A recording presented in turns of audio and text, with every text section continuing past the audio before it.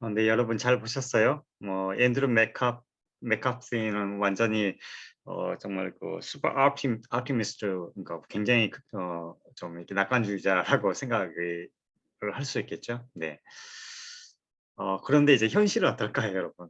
현실은 이렇게 맥카피의 생각만큼 지금 그 정도로 나아가지는 않은 것 같고, 약간은 좀 혼란스러운 상황입니다. 그중에는 이제 우리가 이야기하는 이제 플랫폼 노동, 기기 이코노미 문제가 있는데요.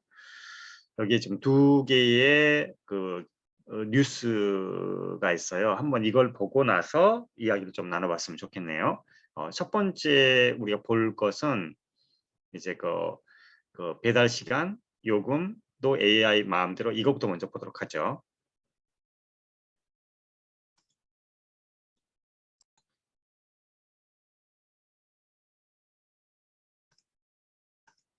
네, 배달 노동자나 대리운전 기사들은 주로 스마트폰 앱을 통해서 일을 배정받습니다. 이런 사람들을 흔히 플랫폼 노동자라고도 하는데 현재 22만 명 정도로 추산됩니다. 대부분 개인 사업자 신분이라서 업체와 계약하고 일을 해도 노동법에 적용을 받지 못합니다. 먼저 전영우 기자가 업체와 계약한 배달 노동자가 돼서 어떤 어려움이 있는지 직접 알아봤습니다. 플랫폼 업체 배달 기사에 지원해봤습니다. 본인 인증을 거쳐 홈페이지에 지원서를 냈더니 사흘 뒤 승인 연락이 왔습니다. 앱에서 운행 시작 안내를 누르면 주 20시간 내에서 자유롭게 배달을 할 수 있습니다.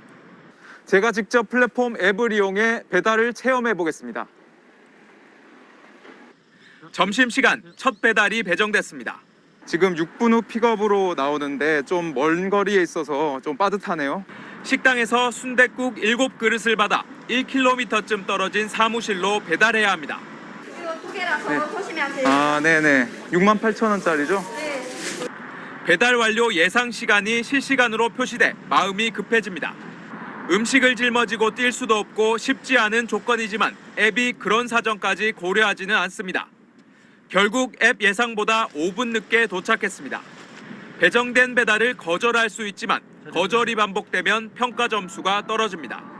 평점이 기준이하면 플랫폼 업체가 앱 접속 권한을 막아 더는 일할 수 없습니다. 얼마나 많은 콜을 거절해야지, 얼마나 많은 평점을 나쁘게 받으면 앱 접속 권한이 사라지는지에 대한 정보가 저희한테는 없습니다. 계약서를 보면 플랫폼 업체가 업무 내용과 배달료 체계를 결정하고 평가를 통해 직접 불이익도 줍니다. 노동계는 따라서 개인 사업자가 아닌 엄연한 노동자로 보는 게 맞다는 입장입니다.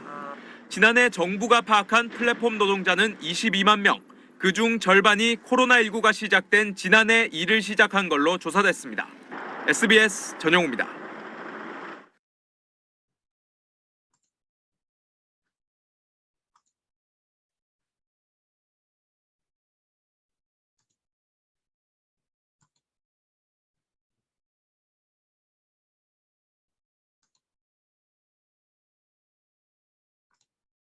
지난달 7일 스마트폰 애플리케이션 같은 디지털 플랫폼을 통해서 필요에 따라 계약을 맺고 일하는 사람을 플랫폼 노동자라고 합니다. 배달앱 기사나 우버 기사인 경우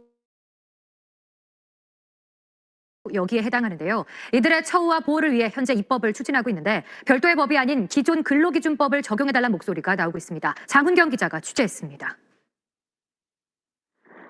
배달, 대리운전부터 번역이나 디자인 서비스까지 플랫폼 노동의 종류가 갈수록 늘어나면서 업무 특성도 제각각 다양해지고 있습니다.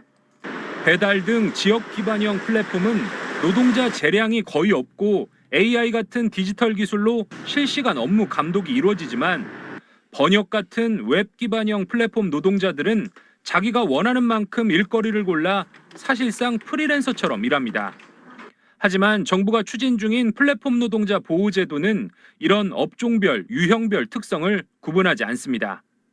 플랫폼 노동자 대다수를 차지하는 배달, 대리기사 등이 별도로 만든 법안이 아니라 최저임금이나 휴식시간 보장 등이 가능한 기존 근로기준법 적용을 요구하는 이유입니다. 사용 종속 관계가 명확한 분들이라 기존 근로기준법의 적용으로 보호를 해야 되는 분들이고 지금 종사자법을 받기에는 좀 부적절한. 유럽에선 플랫폼 노동자의 근로자성을 인정하는 판결이 속속 나오고 있습니다. 프랑스, 스페인 법원은 배달 플랫폼 기사를, 영국 대법원은 우버 기사를 개인 사업자가 아닌 근로자로 인정했습니다. 근로자에 사실상 가까운 사람은 근로기준법에 편입하는 게 맞고, 그것을 플랫폼 노동자로 이렇게 빼버리면 사실은 이들을 이제 근로자가 아님을 증명하는 상황이니까. 플랫폼 종사자를 보호하고 권익을 보장하자는 법률안이 되레 노동자 아닌 노동자 또는 제3의 지위를 만드는 데 그치지 않도록 토론과 보완이 필요합니다. SBS 장훈경입니다.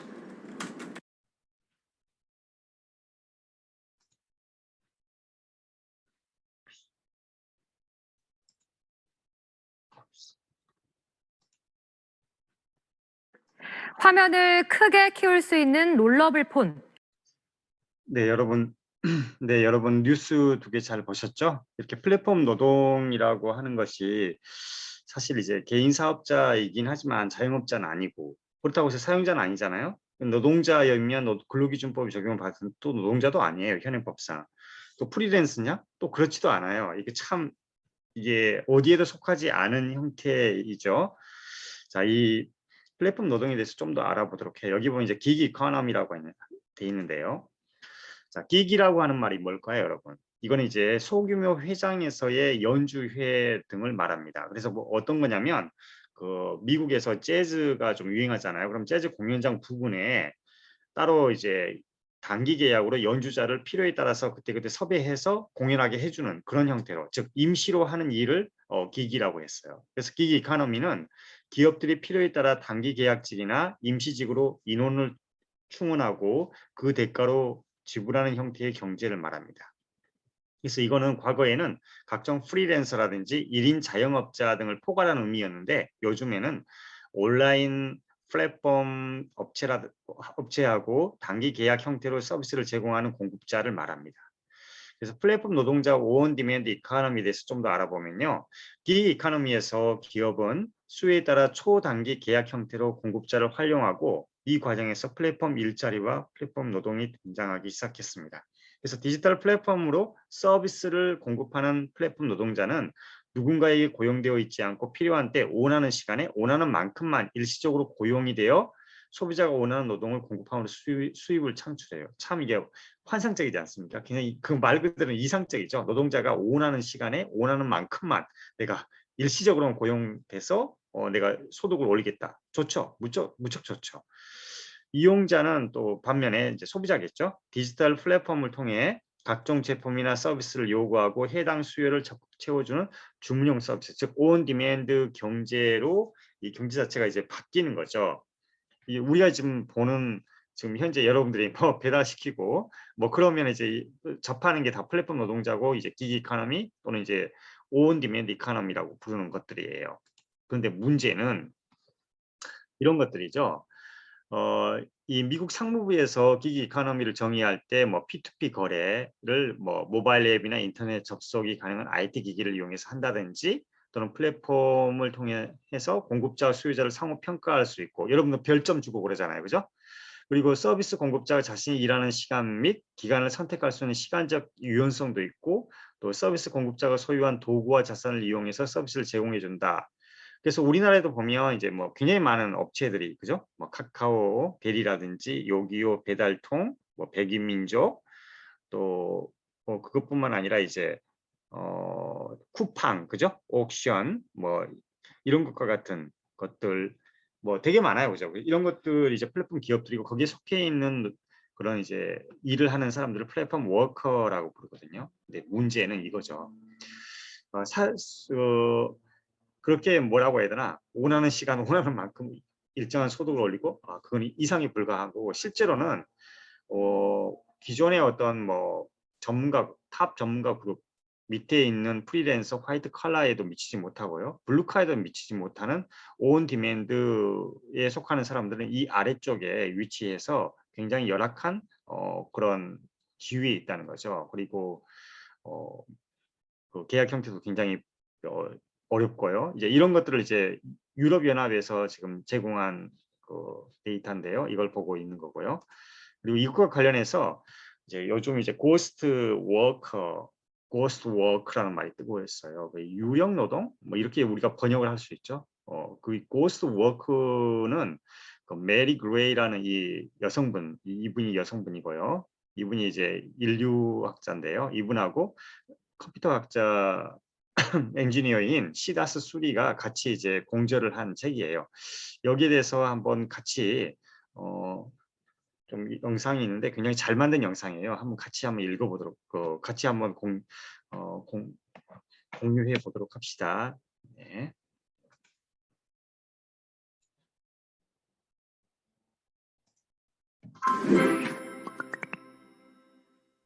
안녕하세요. 트위 컨설팅 최인규 고문입니다. 오늘 여러분들과 나누고 싶은 주제는 고스트워크, 유령 노동자입니다. 봉준호 감독의 영화 설국 열차의 한 장면을 기억하시죠? 천신만고 끝에 열차의 맨 칸으로 간 주인공이 기관실의 문을 열자 놀랍게도 그 안에는 한 어린 소년이 있었습니다. 고장난 기계 부품을 새로 구할 수 없자 기계 대신 아이에게 엔진을 돌리는 역할을 시키고 있는 섬뜩한 현실이었죠.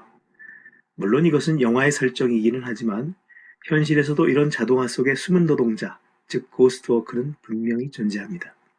우버 앱에는 택시를 이용하려는 고객과 서비스를 제공할 운전자가 동시에 접속해 있습니다. 우버 택시를 이용하려는 어떤 고객이 우버 운전자를 호출합니다.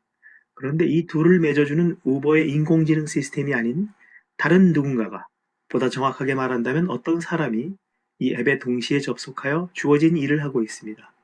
과연 그는 누구이고 도대체 무슨 일을 하는 걸까요? 2016년 우버는 실시간 아이디 확인 기능을 발표했습니다. 이 기능은 운행 중인 드라이버가 우버 계정의 인물과 일치하는지 실시간으로 확인합니다. 운전자에게 셀카를 요청하고 이를 통해 우버 DB에 등록된 기사가 아닌 다른 사람이 차량을 운전하는 상황을 방지하는 거죠. 운전자 신원 보장 및 안전 강화 시스템입니다.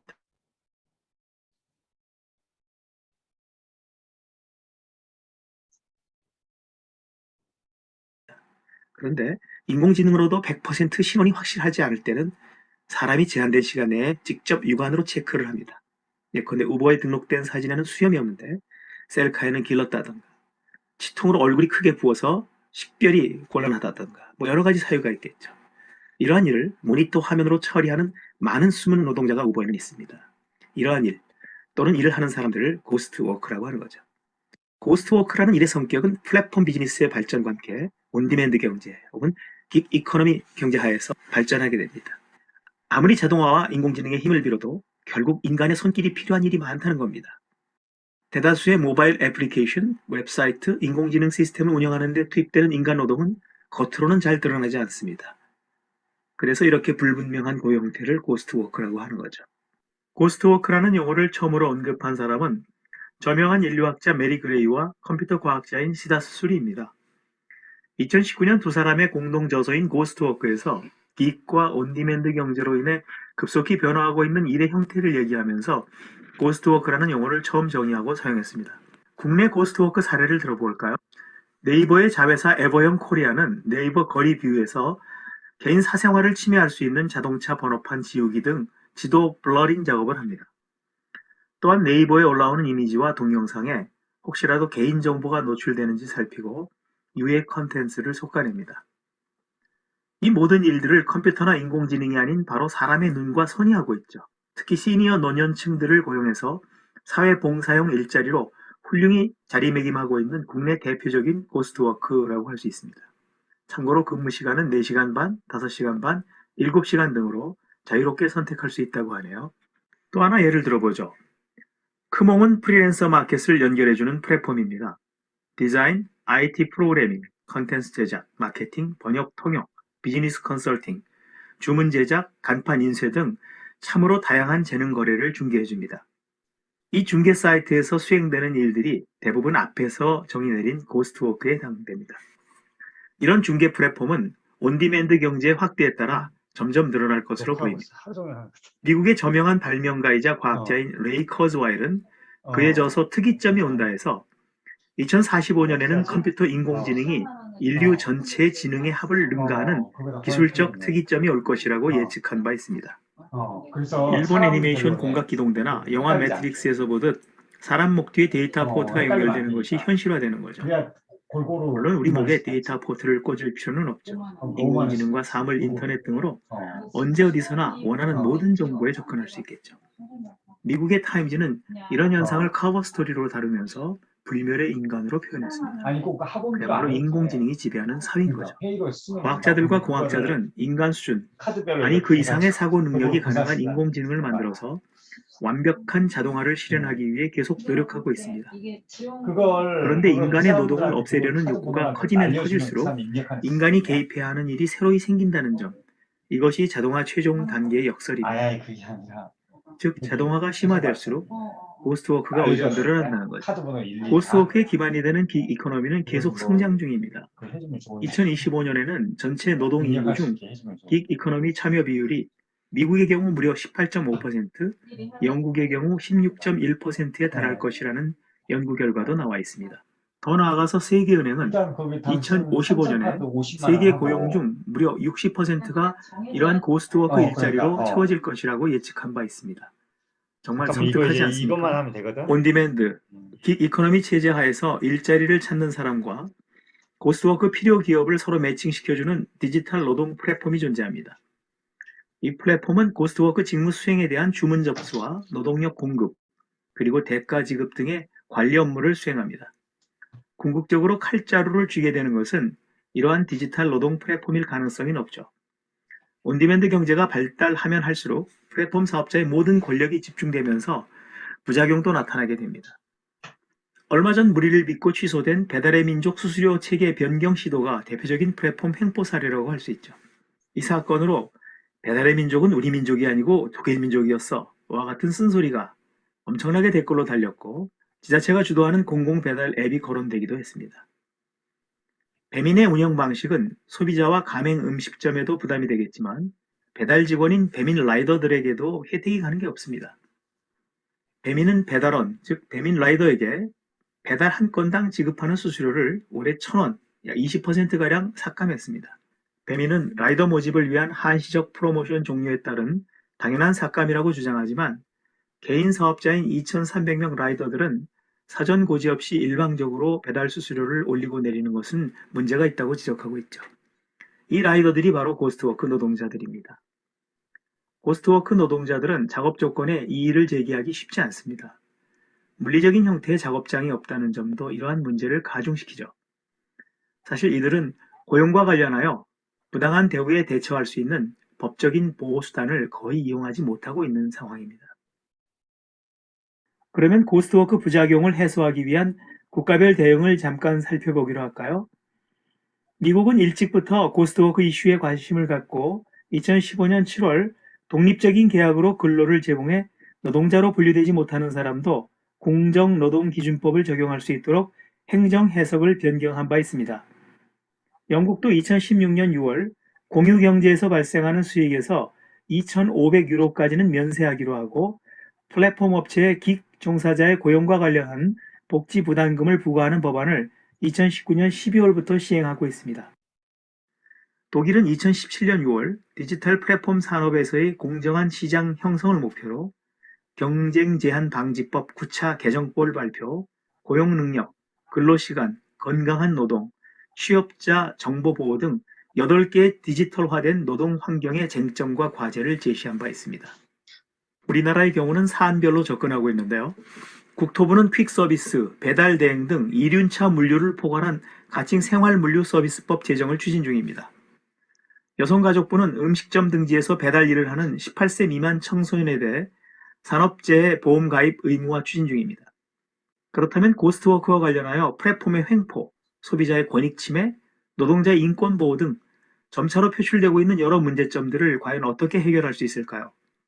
각 나라마다 복지와 근로에 대한 인식과 태도에는 큰 차이가 있습니다. 이 차이는 각국의 사회 규범에 기인하는 것이라서 첨단 디지털 기술로도 모두 극복하기는 어렵습니다. 궁극적으로 기술과 사회 규범과의 상호작용 및 섬세한 균형관계 설정이 필요하다고 봅니다. 그러기 위해서는 첫째, 고스트워크에 대해 보다 더 적극적인 정부의 역할과 개입. 둘째, 긱 이코노미 플랫폼 사업자의 최소한의 도덕성 준수. 그리고 마지막으로 고스트워크 노동자들의 자각과 단결이 절묘하게 균형을 이루어야 할 것입니다.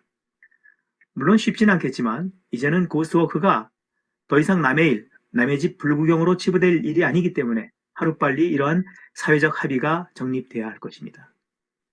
지금까지 투이 컨설팅 최인규 고문이었습니다. 감사합니다.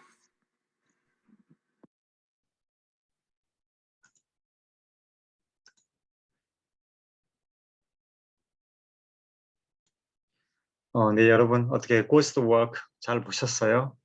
네, 꼭 알아두시길 바라고요.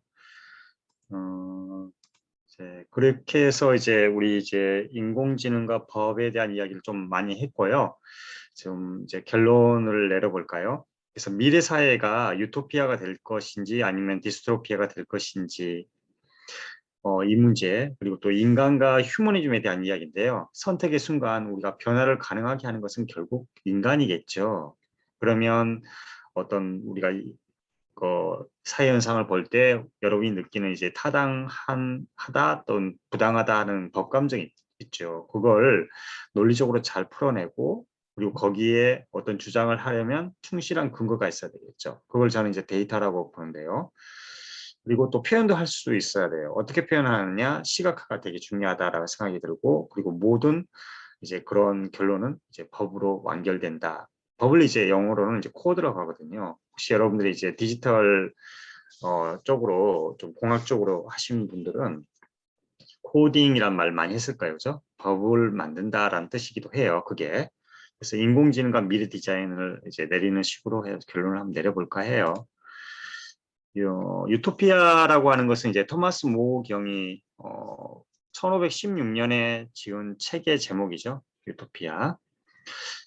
그리고 유토피아의 이제 반대말은 이제 디스토피아라고 불러요. 그래서 이제 마치 조지 오웰의 1984에 나오는 그런 뭐 빅브라더가 이렇게 지배하는 그런 세상일 수도 있죠. 사실 우리 디지털 기술을 활용해서 유토피아로 만드는 그런 나라도 있지만 뭐 중국처럼 이렇게 감시, 검열을 많이 하는 그런 나라도 있다라고 해요. 물론 이제 그 양 기술이 어떻게 쓰느냐는 결국 우리에게 달린 문제라고도 할 수 있겠죠. 우리 이제 과학 기술의 중립성에 관해서 우리가 예전에 한번 다룬 적 있잖아요. 그런 것처럼. 그리고 이것은 그냥 넘어가야 될 것 같아요. 이것도 굉장히 좋은 영상이긴 한데 우리 좀 시간도 별로 없어서 네, 이건 넘어가기로 하고요. 그리고 이제 제가 나이팅게일 이야기를 좀 해드릴까 해요. 왜냐하면 이제 나이팅게일을 흔히 백의의 천사라고만 여러분들이 생각하는데 사실은 그 빅데이터의 그 거의 그 창시자라고 하면 좋겠어요. 그 빅데이터가 얼마나 그 사회를 변화시키고 좋게 만드는데 기여할 수 있을 것인가를 직접 보여주신 분이에요. 나이팅게일이.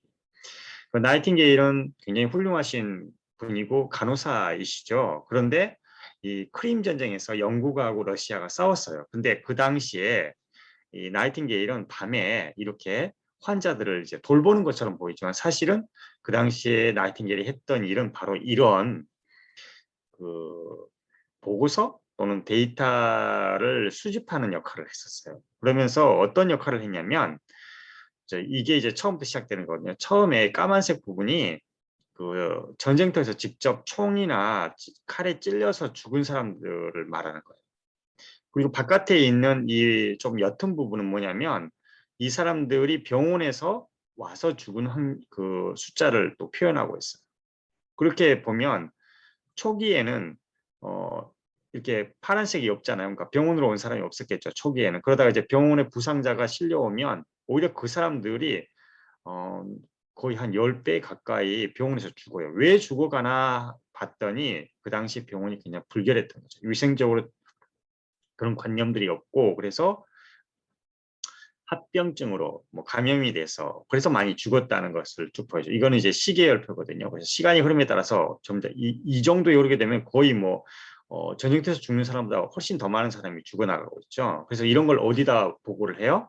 이걸 이제 데이터 비주얼라이제이션을 해서 그러니까 데이터 시각화를 거쳐서 영국 의회에 보고를 합니다. 그래서 영국의 그 병원이죠. 영국의 야전병원 시스템을 완전히 바꾸는데 예산 지원해달라고 하고 법도 바꾸게 됩니다.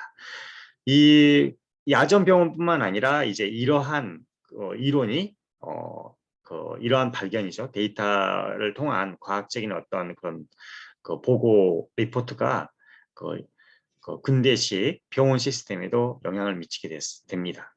그래서 여러분들이 이 데이터를 통해서 사회가 변화될 수 있다는 걸 보여준 사례가 바로 이 플로렌스 나이팅게일, 즉 레디 위스 램프 옆에 있는 뭐 그런 레디라고 할 수 있죠. 네, 이걸 한번 알려드리고 싶어요. 그 당시에 이제 썼던 이제 다이어그램이죠. 다이어그램인데 모처럴티, 그러니까 사망률에 미치는 사망의 원인에 미치는 그 다이어그램을 보여주고 있는 거예요. 그래서 그죠? 그리고 이제 거의 막바지 영상인데요. 그것보다도 우리 먼저 제가 인사를 먼저 드리고 나서 이 화면을 한번 같이 보도록 합시다. 자, 우리가 15주에 걸쳐서 이제 한 학기 강의를 마쳤고요. 우리 처음에는 역사 발전과 과학기술의 관계에 대해서 배웠죠.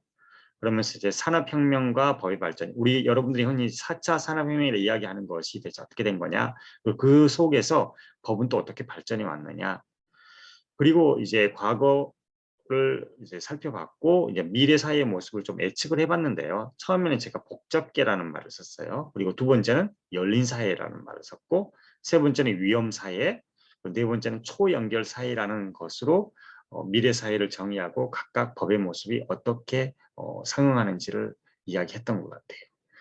그리고 중간 과제를 우리가 하고 나서는 인공지능과 의사결정에 대해서 이해하면서 집단지성에 대한 이야기를 좀 했던 것 같고요. 그리고 10주차에는 로봇 윤리에 대해서 이야기를 했어요. 기억나시나요? 그리고 로봇 윤리를 한 다음에 본격적으로 이제 인공지능과 헌법 이야기, 주로 이제 정치에서 이야기, 알고 크로스 이야기도 했던 것 같아요. 그죠?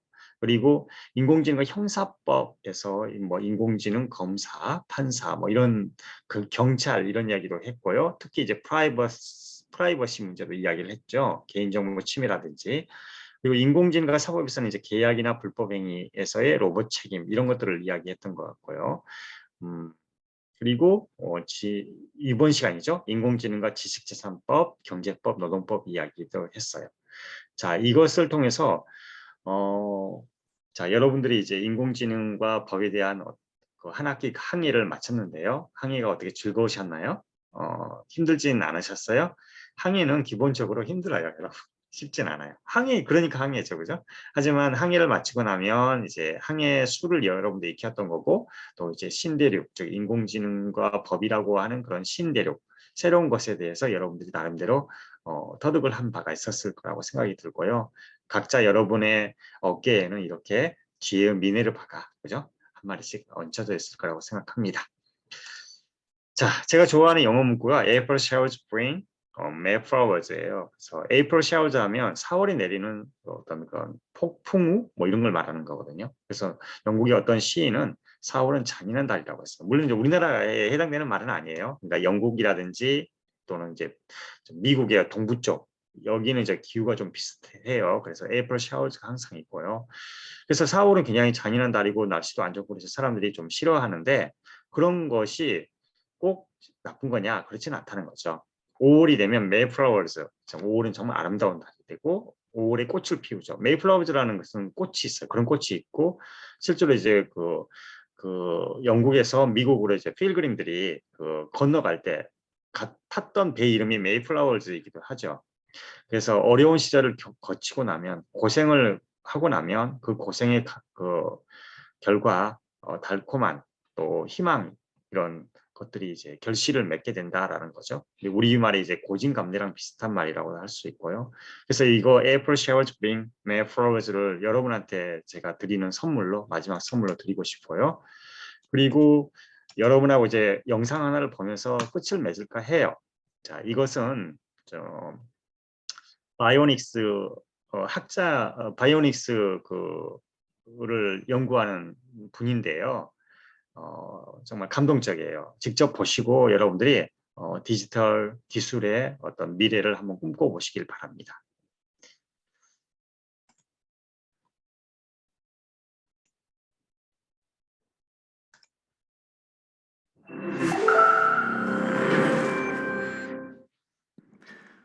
Looking deeply inside nature through the magnifying glass of science, designers extract principles, processes, and materials that are forming the very basis of design methodology.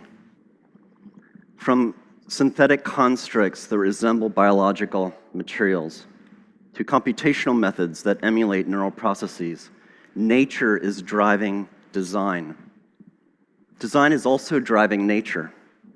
In realms of genetics, regenerative medicine, and synthetic biology, designers are growing novel technologies not foreseen or anticipated by nature. Bionics explores the interplay between biology and design. As you can see, my legs are bionic. Today, I will tell human stories of bionic integration, how electromechanics attached to the body and implanted inside the body are beginning to bridge the gap between disability and ability, between human limitation and human potential. Bionics has defined my physicality. In 1982, both of my legs were amputated due to tissue damage from frostbite incurred during a mountain climbing accident. At that time, I didn't view my body as broken. I reasoned that a human being can never be broken. Technology is broken. Technology is inadequate. This simple but powerful idea was a call to arms to advance technology for the elimination of my own disability and ultimately to the disability of others. I began by developing specialized limbs that allowed me to return to the vertical world of rock and ice climbing. I quickly realized that the artificial part of my body is malleable, able to take on any form, any function, a blank slate for which to create perhaps structures that could extend beyond biological capability. I made my height adjustable. I could be as short as 5 feet or as tall as I'd like. So when I was feeling badly about myself, insecure, I would jack my height up. But when I was feeling confident and suave, I would knock my height down a notch just to give the competition a chance. Narrow wedge feet allow me to climb steep rock fissures where the human foot cannot penetrate, and spiked feet enabled me to climb vertical ice walls without ever experiencing muscle leg fatigue. Through technological innovation, I returned to my sport stronger and better. Technology had eliminated my disability and allowed me a new climbing prowess. As a young man, I imagined a future world where technology so advanced could rid the world of disability, a world in which neural implants would allow the visually impaired to see, a world in which the paralyzed could walk via body exoskeletons. Sadly, because of deficiencies in technology, disability is rampant in the world. This gentleman is missing 3 limbs. As a testimony to current technology, he is out of the wheelchair, but we need to do a better job in bionics to allow one day full rehabilitation for a person with this level of injury.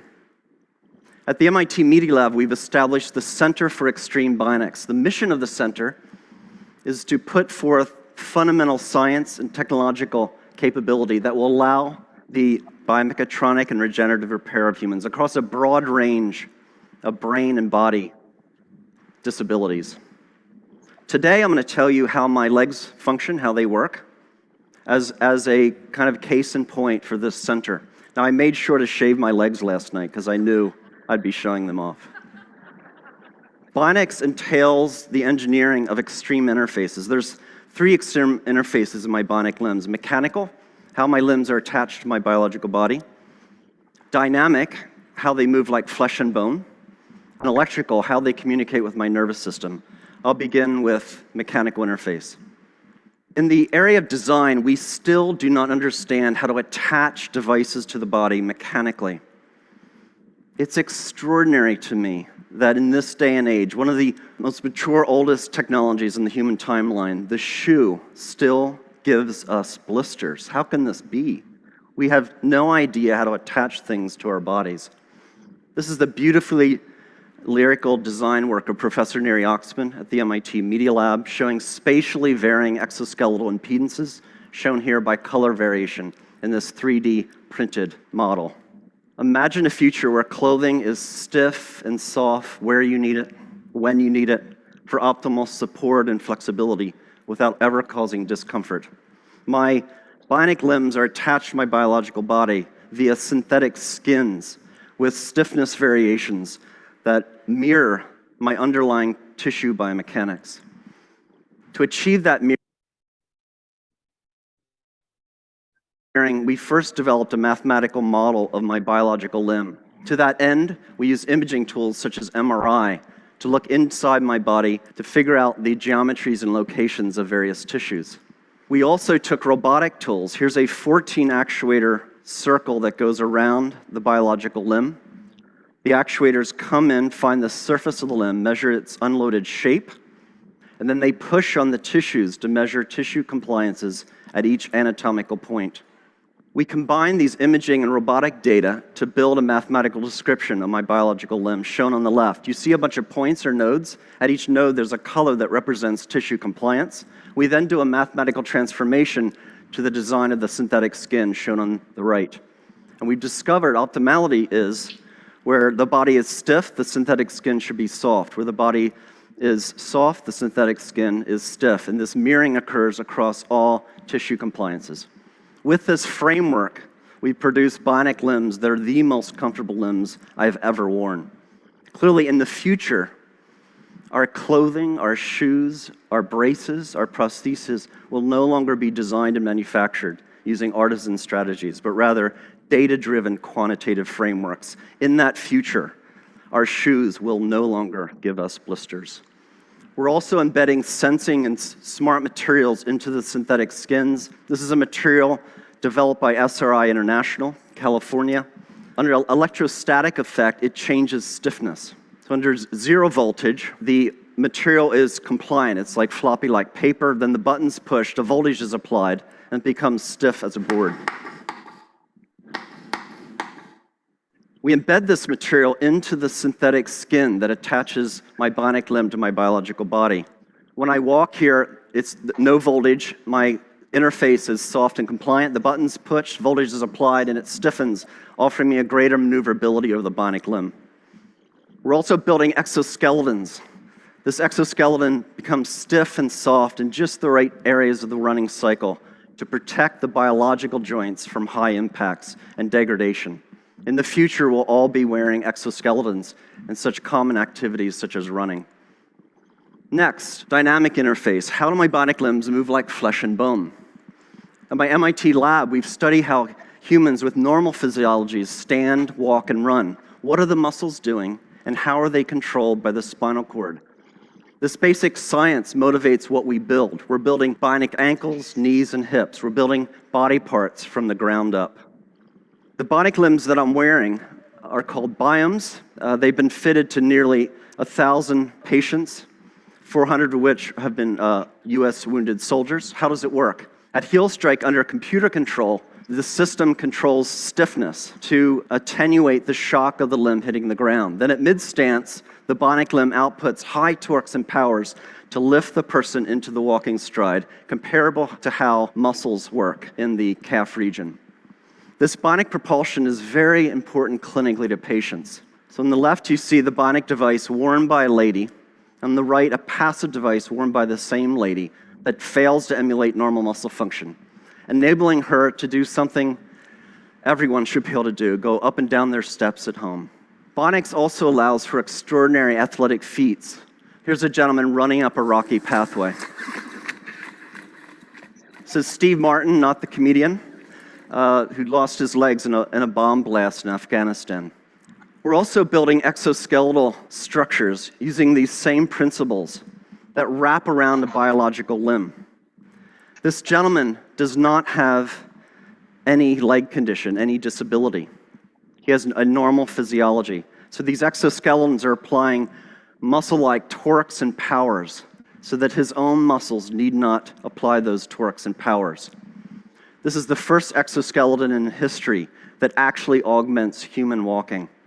It significantly reduces metabolic cost.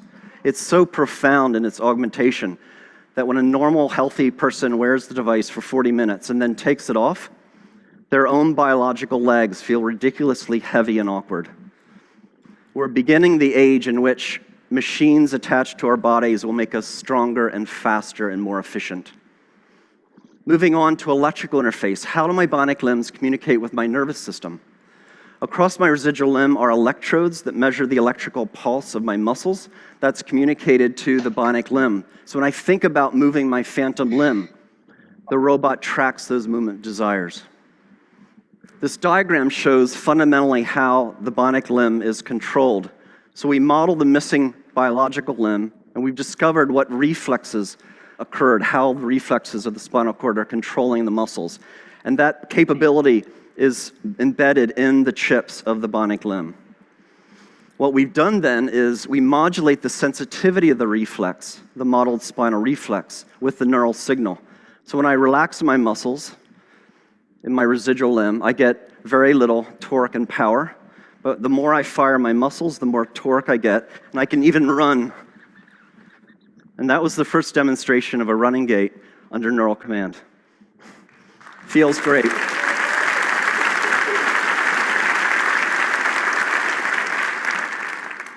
We want to go a step further. We want to actually close the loop between the human and the bionic external limb. We're doing experiments where we're growing nerves, transected nerves, through channels or microchannel arrays. On the other side of the channel, the nerve then attaches to cells, skin cells and muscle cells. In the channels of motor channels, we can sense how the person wishes to move. That can be sent out wirelessly to the bionic limb. Then sensors on the bionic limb can be converted to stimulations in adjacent channels, sensory channels. So when this is fully developed and for human use, persons like myself will not only have synthetic limbs that move like flesh and bone, but actually feel like flesh and bone. This video shows Lisa Millette shortly after being fitted with 2 bionic limbs. Indeed, Bionics is making a profound difference in people's lives. Oh my God. Oh my God, I can't believe it. It's just like I've got a real leg. Now don't start running. Now turn around and do the same thing walking up. Walk up, get on your heel to toe like you would normally just walk on level ground. Try to walk right up the hill. Oh my God. They're pushing you up?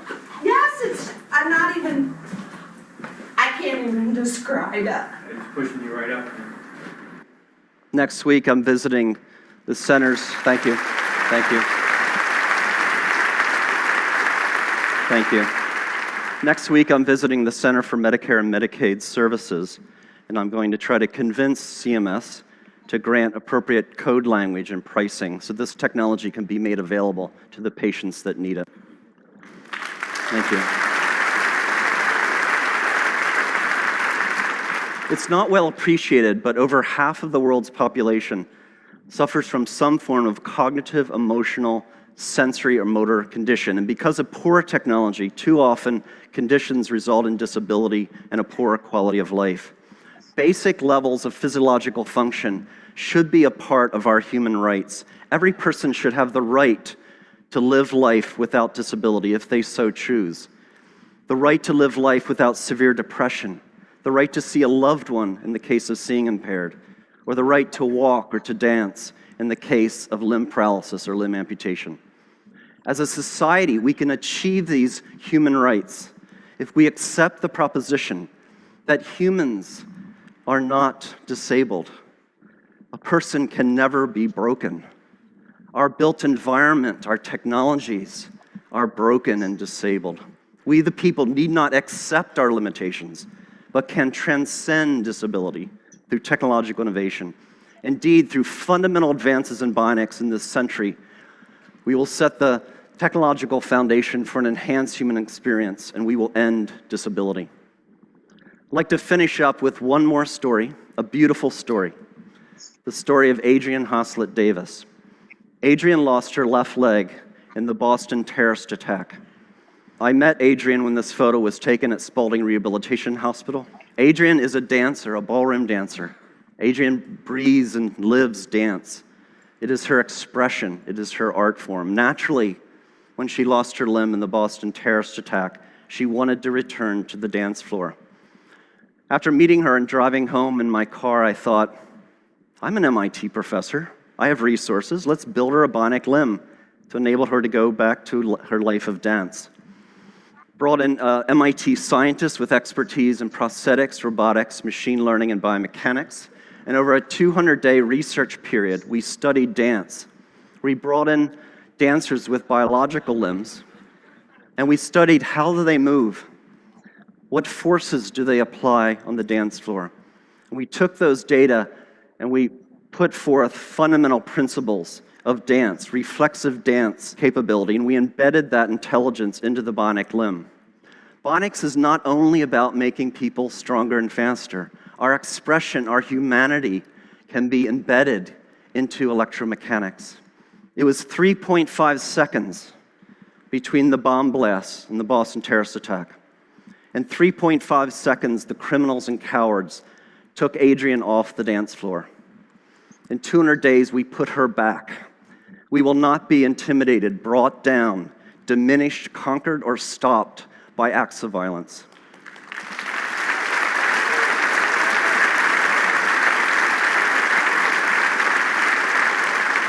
Ladies and gentlemen, please allow me to introduce Adrienne Hoslett Davis, her first performance since the attack. She's dancing with Christian Leitner.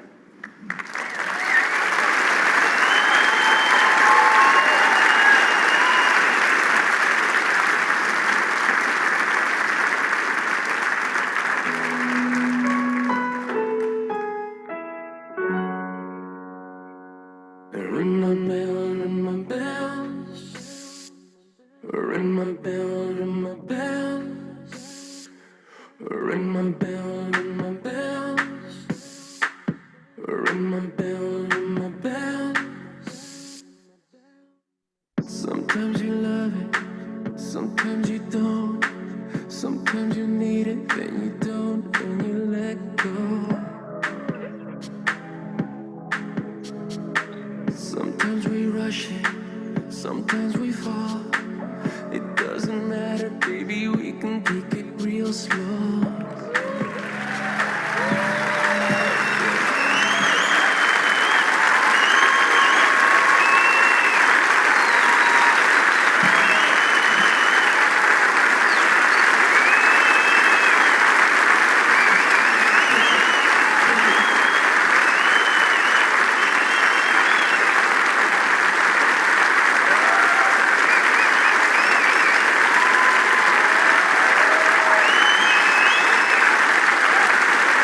Ladies and gentlemen, members of the research team, Elliot Rouse and Nathan Bertarzi.